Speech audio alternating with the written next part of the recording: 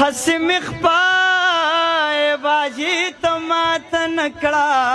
هسې رباب مې غېږ کې وانغېسته. السلام علیکم ورحمت الله وبرکاتہ. د واده زلمو ته مبارکي ورکوم او بیا ورته دا دوم ورکوم چې دونه ښکلی پروګرام یې را جوړ کړی دی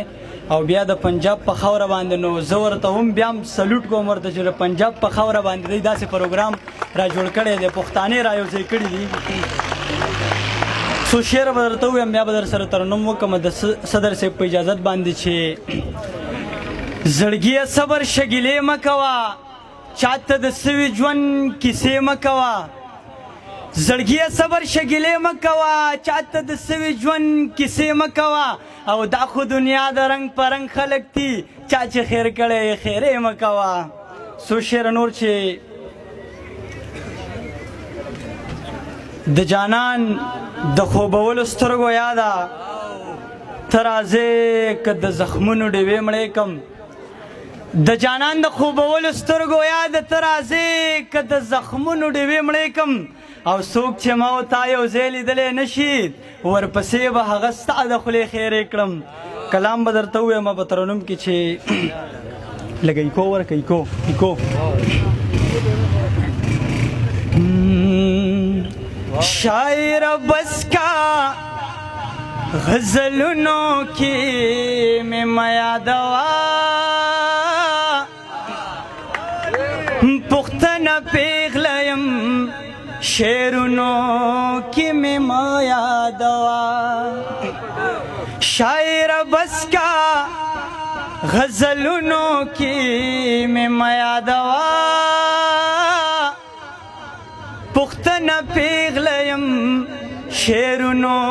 کی میں میادوا پختن پیغلیم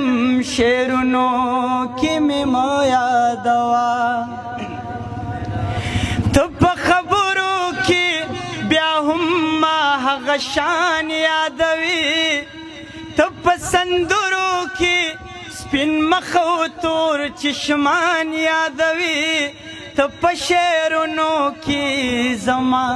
خوار زلفان یادوي هسې بس په محفلونو کې مې ما یادوه پختنه پیغلیم شعرونو کې مې ما یادوه کله مې روزي یاده کله مې باڼه یادوي کله مې سترګو کې کجل کله رانجه یادوي کله مې شونډې کله کله څه یادوي ګوره په دومره سپک لفظونو کې مې ما یادوه پختنه پیغلیم شعرونو کې مې ما یادوه یا ګوره د مینې په تهمت باندې دې توره کړمه تا خو قسم دی زه د کوره هم بې کوره کړمه یا ګوره د خپل قلم په زور دی زه سرتوره کړمه شاعر نور په کتابونو کې مې ما یادوه پختنه پیغلیم شعرونو کې مې ما یادوه یا په دې خبره د یو چانه ګیله منه یمه یا ډېره خایفه یمه بېشانه ګیله منه یمه مطلب مې دا دی چې له تانه ګیله منه یمه سنا نه بس کا په خیالونو کې مې ما یادوه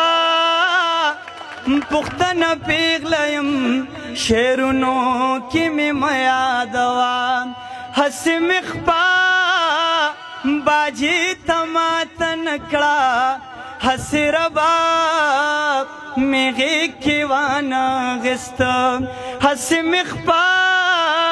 باجي ته ماته نه کړه هسې رباب میغی کی وانغست شاعر بس کا غزلونو کی می یادوا پختن پیغلیم شعرونو کی می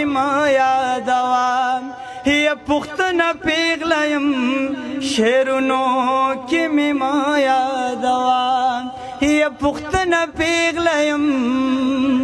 شعرونو کی می یادوا یو جهان دا مننه یو جهان دا وریدو